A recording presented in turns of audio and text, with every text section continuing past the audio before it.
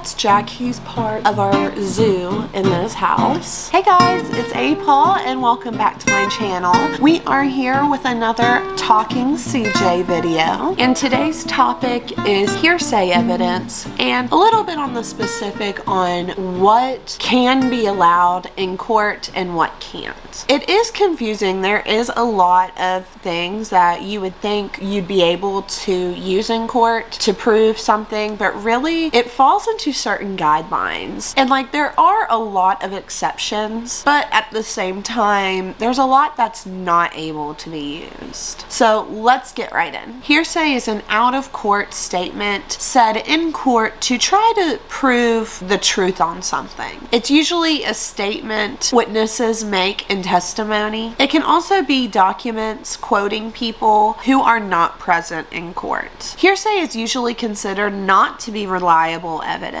There's not really a whole lot of way of proving it, but it can be very valuable in a jury or judge's opinion on something. And in some ways, there's only hearsay that helps prove a fact in a case. But rules against hearsay were placed. That way, gossip isn't what sends somebody to prison. I've said this in another video. Americans take freedom very seriously, as we should. So you don't want to take somebody's freedoms away out of gossip or something that can't be proven. I mean, anybody could go in court saying so-and-so said this. And if we didn't have to prove that happened, there'd be a lot more innocent people being sent to jail than already are. So the goal with this hearsay rule is to keep only reliable evidence in the court. And so the hearsay ban helps keep anything out of court that can't be cross-examined. So the rules of evidence do contain exceptions to this hearsay rule, but this means that all these pieces of evidence have something that make them seem just a little bit more reliable than typical hearsay. There are about 23 different exceptions to provide hearsay evidence, which are called the Federal Rules of Evidence, or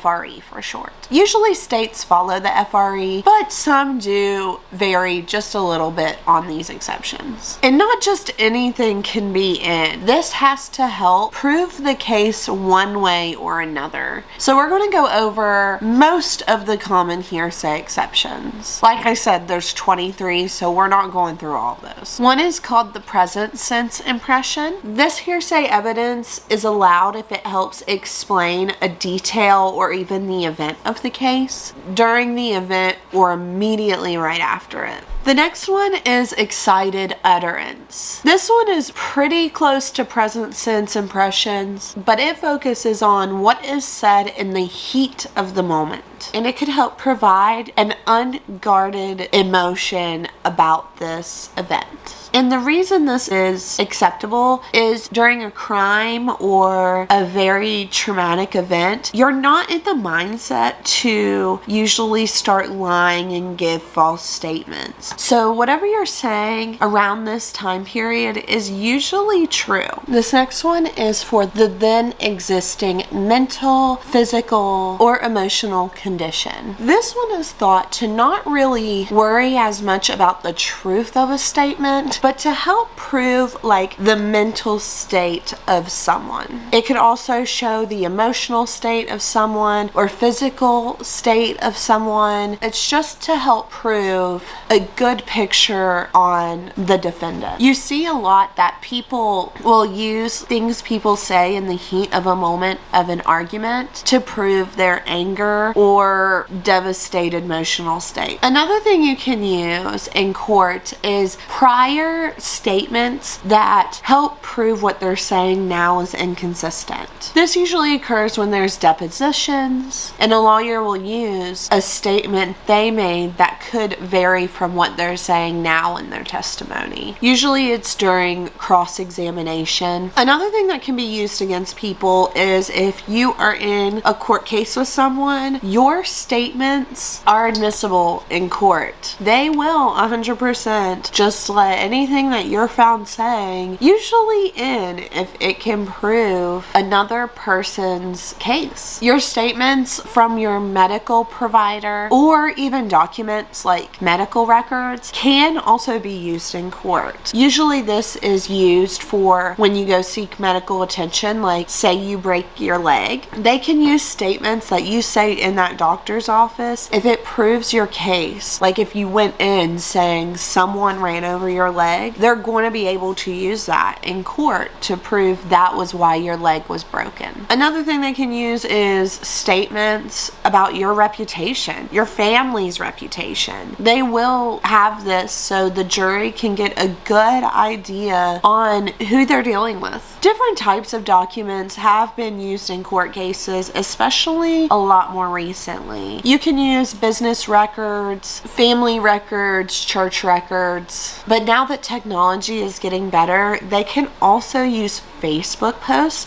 they can use your text messages, they can use anything in which you can type on or post pictures on. And also public records are obviously able to be used in court, like birth records, marriage certificates, and sometimes police records for maybe a prior case. Your business records are also a big thing that they can use in court under the hearsay exceptions. Most of the time you need certified copies for them, but you can use hospital records, inventory statements, rent balance sheets, utility bills, and report cards. And another big thing that is covered under the hearsay exceptions are if the person who said all this is not here to testify. So some of those reasons that they wouldn't have to be here to testify, usually the court knows that they are unable to force this person to testify if they don't have a major part in this case. The person who said it could also just refuse to testify, or they could have suffered something that maybe they just don't remember. If you think of like the Central Park 5 case, that is how the victim couldn't testify. She couldn't remember what had happened to her. Also, if the person who said whatever was close to death, usually you are thought to not have anything to gain if you're about to die and say something. I mean, why would it be a lie? Or the person who said it could unfortunately already be dead or has a physical or mental illness that would prevent them to be able to testify. And maybe they just couldn't locate this person at all. And some things that they could use if this person is not able to be at court and testify is former testimonies. They could use statements against a person's own interest or statements of a personal or family history. And the last exception we are going to talk about is called the catch-all exception. And this is if maybe this hearsay evidence doesn't fit in all these categories, but it almost guarantees they're telling the truth. Or you could use this rule to just help prove a material fact. You can also use this if it's considered reasonable, obtainable evidence. Also, if it helps forward justice in one way or another on a case. Or honestly, the other party could have been notified and was just okay with having this hearsay evidence in. But there are some issues with having this much hearsay exceptions. A lot of people will immediately start attacking the person's character that the hearsay evidence is coming from. And it's sometimes looked to put a target on somebody. But to be quite honest, I really think there's more good in letting these exceptions in than bad. If we went off just strict proven facts, there would be a lot of people that were out of prison. That would cause you to almost have only circumstantial evidence in cases lose. And there's a lot of cases that circumstantial evidence was all you could prove,